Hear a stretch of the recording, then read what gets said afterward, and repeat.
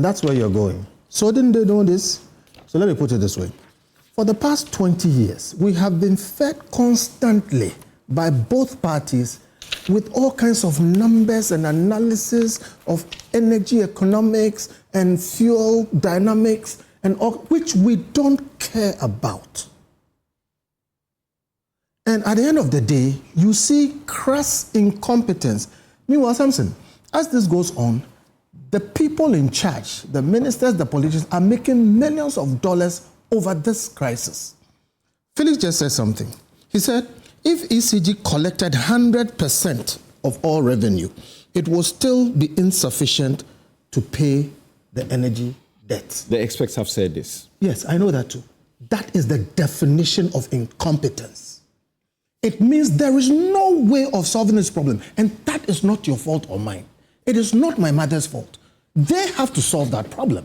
And for 20 years, look, before President Mahamad's first term, we had been coming towards Dumsor, and analysts like myself and many others said, we are going to hit a rock, we are going to hit a rock. They sat down, they made these arguments back and forth, and were incompetent, did not solve it.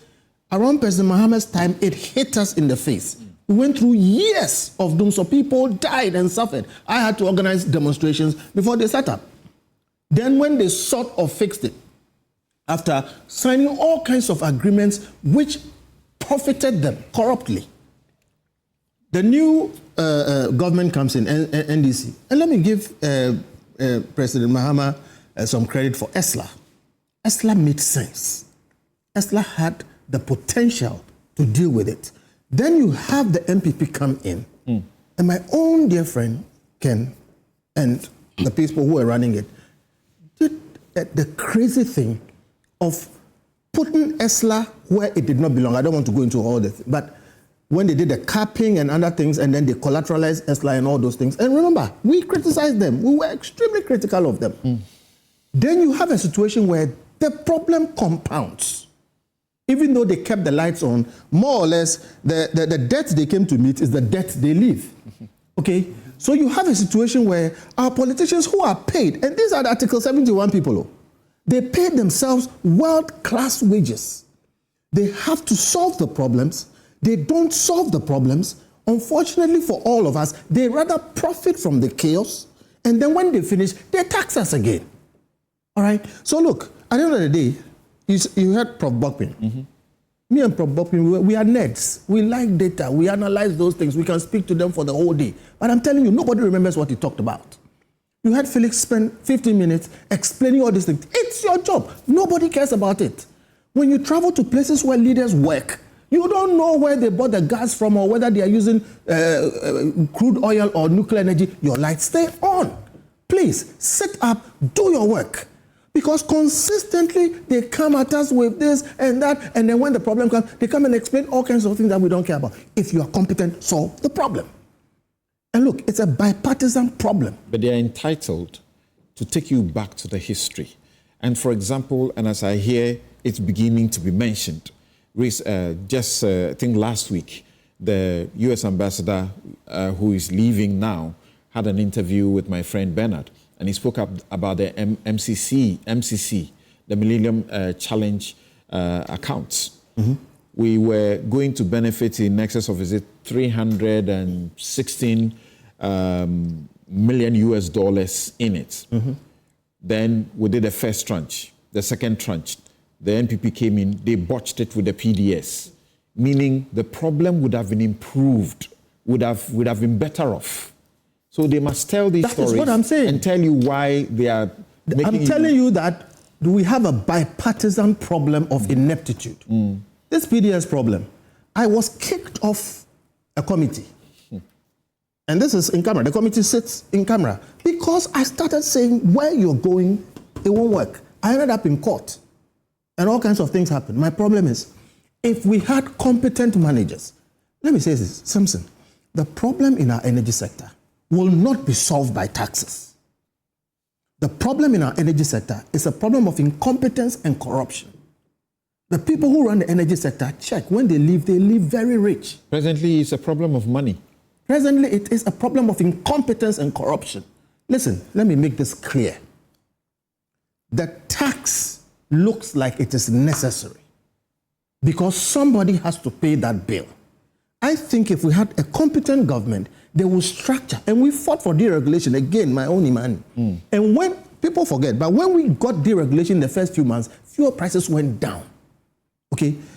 If they did their work well, and then they taxed us, we will pay on condition that these problems will not recur and the incompetence and corruption will not continue. Because after paying, after doing ESLA, after putting all kinds of levies back and forth, we still are left with the problem. So see, as far as I'm concerned, the NPP is entitled to play politics with it. Because the NDC did the same. But who suffers? We suffer. Let me make this clear. E-levy is not the same as the Dumsor Levy. E-levy was far less than the Dumsor Levy. But E-levy was That's the point Dr. Bawumia makes. Yes, but E-levy was more annoying and was more unjustified. All right, hear me. That's why I opposed it. I still think it was not necessary. This levy is far more than the E-levy. But it is not as annoying.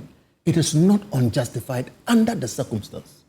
But the circumstance is a circumstance that is caused by ineptitude and corruption. You're not talking about what annoys us. We are talking about what burdens us. Well, what burdens you is incompetence and corruption. And I'm telling you that. That's why, look, I pray that this tax will solve the problem. Mark it, I say here, it won't solve the problem. So let us find the actual solution to the problem. And I mentioned that ESLA had a ray of hope.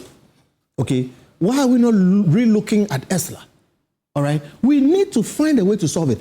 I didn't hear Felix tell me that this will solve the problem. And I said that at the end of the day, he has said, even if ECG collects 100%, right, who sells fuel and makes a loss?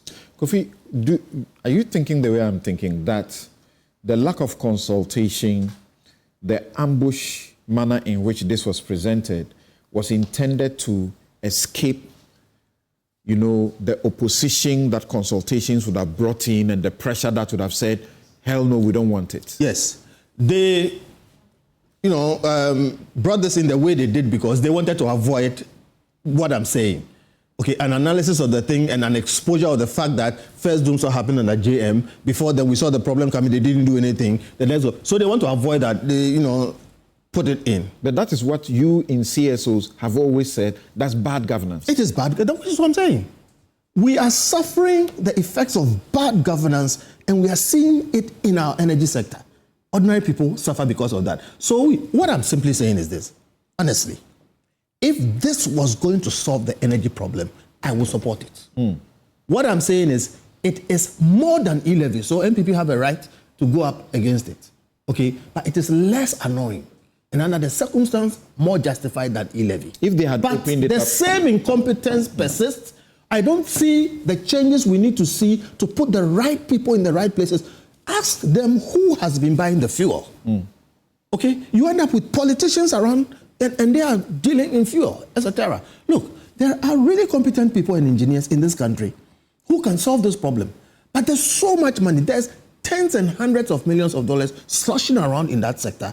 Okay, people come into office and they think that they must corner that space. So in short, this I don't think will solve the problem. Are you as concerned as those who say, because there's no sunset clause to this, it makes it even worse to speak about the fact that we are trying to take a benefit from a windfall from the CD's performance? Exactly. In fact, in another place, what I said is they just impose this tax. In places where proper governance works, you subject the idea to scrutiny. In academia, they call it peer review. But in governance, you subject it to think tanks and other people. What is the energy problem? The amount of money we need? How much are we going to make from this? How do we connect the problem to the solution? How long is this going to take? Is it going to go on forever? Will another one come at another time? We have not had sufficient justification. They owe it to us to explain. So as we speak, we are just going to be paying these taxes. And yes, the fuel price has gone down. They are taking credit for it. They must take credit for it because they are in government.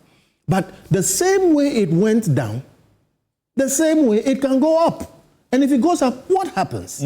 Okay, so some of these things which affect people, we need more discussions, we need more credibility around it. Not the usual politics which leads one party to walk away and then they just impose it because they are here and, they are on a high, all right? And we are going to go through this for 4 years.